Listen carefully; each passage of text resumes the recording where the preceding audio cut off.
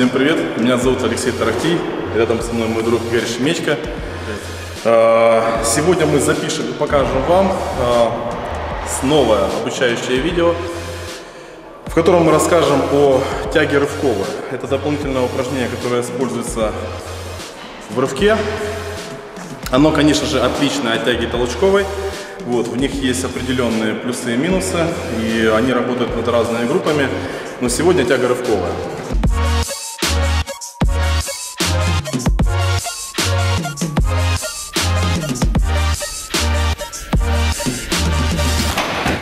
Для этого мы используем, как всегда, штангу. И для того, чтобы правильно определить ширину хвата в рывке, мы берем палочку, одну руку делаем параллельно полу, другую руку выпрямляем вверх.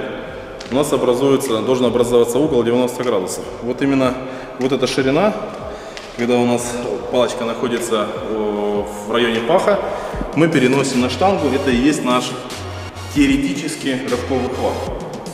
Для тех, кто ничего не знает, или для тех, кто это путает. Потому что, как я это часто люблю повторять, что изменение рывкового хвата, любого хвата, в принципе, на сантиметр и больше, влечет к полному изменению техники. Потому что работают другие углы, и та техника, которая нарабатывалась с вами там долгие годы, при изменении пару сантиметров в разные стороны, может повлиять вам полностью на всю технику. Ну, сейчас Игорь покажет первый подход. Сейчас Игорь делает тягу без выхода на носки. Еще раз? Да.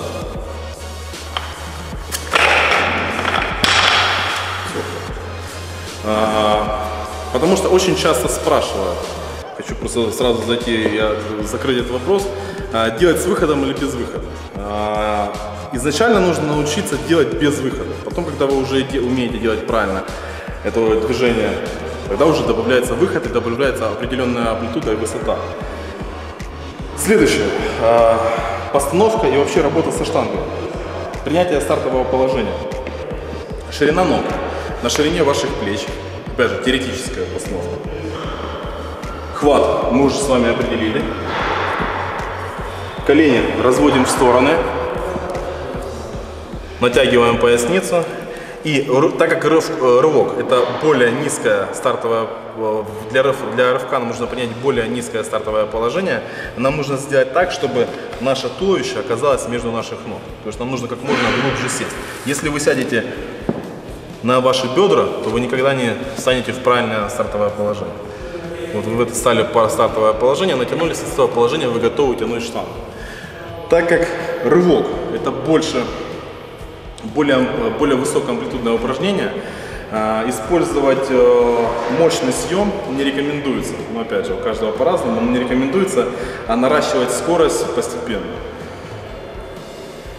Игорь, кстати, между прочим, рекордсмен Украины в рывке. У него лучший результат в рывке 208 килограмм, в толчке 210 килограмм, на тренировках 210. А в толчке 245. Да. Сегодня он мне помогает, потому что реально тяга для меня это такое болезненное упражнение, которое я не люблю делать, а тем более еще делать и показывать, для меня это очень сложно.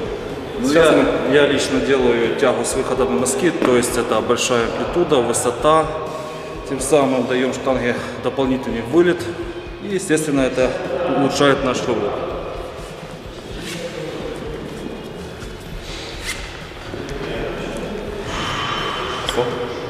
Стартовое положение, видите, колени разведены в стороны, туловище у нас провалено между ног, поясница натянута, руки прямые и немного колено выглядывает из-за локтей.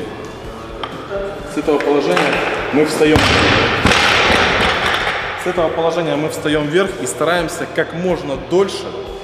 Рывок это техническое упражнение, больше техническое упражнение, поэтому нужно постараться как можно дольше сохранить угол вставания, то есть чтобы наше плечо накрывало наше колено и нашу штангу. То есть не вот в таком положении нам надо вставать, а вставать как можно больше накрывая, чтобы у нас была в конечной фазе, когда мы приходим в момент подрыва, чтобы у нас была возможность сделать небольшой мах спиной,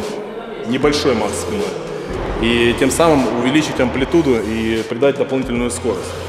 Естественно, можно еще дополнить, что в тяге очень важную роль занимает это старт и выдерживание углы. То есть, когда вы становите старт, главная ошибка — это вот этот угол выдержать. То есть таз, видите, он идет параллельно с плечами. А основная ошибка ног — это со старта вылетает таз, а потом идет спина. Вот это надо убрать. Вот это две ошибки. Стартовое положение, пример стартовое положение. Первое, когда у нас первым работает таз, начинаем. Когда у нас первым получается спина у нас остается в том же положении, а ноги выпрямляются. Либо второе, когда у нас наоборот, мы уходим назад. То есть есть спортсмены, которые очень часто, особенно я смотрю по инстаграму, когда делают хэштег с указанием на меня, чтобы я прокомментировал. Многие спортсмены делают вот это две самые распространенные ошибки, когда либо таз первый вылетает, либо наоборот спортсмен отваливается назад. Здесь опять же нужно сохранить как можно дольше угол вставания. То есть у нас должен наклон туловища, у нас должен сохраниться постоянно один и тот же. То есть у нас не должен гулять.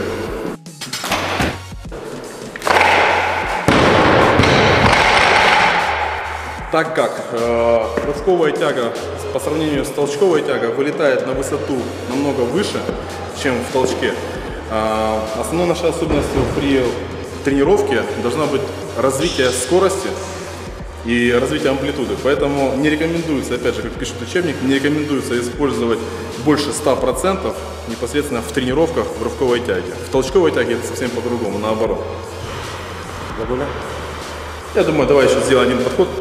На 150.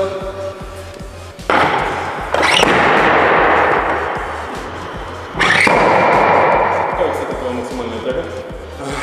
Максимальная тяга, если я не ошибаюсь, 230 килограмм рывковая. Ну, то есть это не то, что она максимальная. Больше не ставил. Я считаю, что больше не нужно было делать. Очень хорошая тяга, которую я рекомендую, это тяга рывковая с помоста плюс свиса. То есть вот то, что ранее было сказано. Это тяга, которая позволяет нам очень хорошо контролировать вот эти вот углы вставания. Если вы с виса опустите на спину или на ноги, в любом случае она куда-то из вас опрокинет. То есть это хорошая тяга для углов.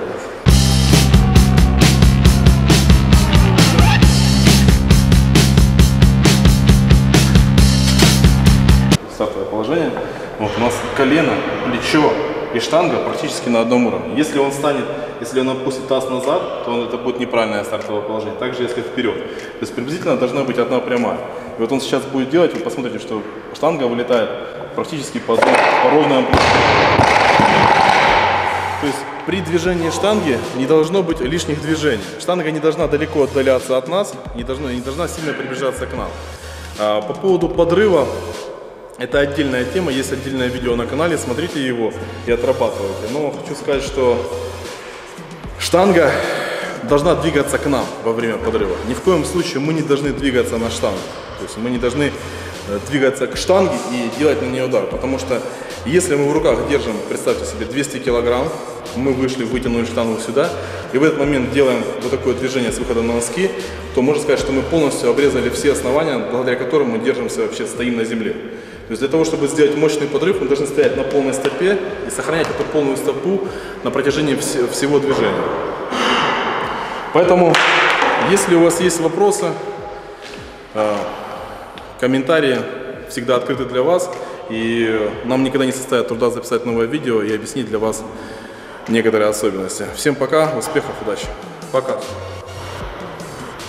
Мы начинаем новый тренировочный проект Тарахти Ган. Проект рассчитан на 8 недель, каждая из которых будет состоять из 3 основных тренировок в понедельник, в среду и в пятницу, и 2 дополнительные во вторник и четверг, для тех, кто хочет тренироваться более 3 раз в неделю.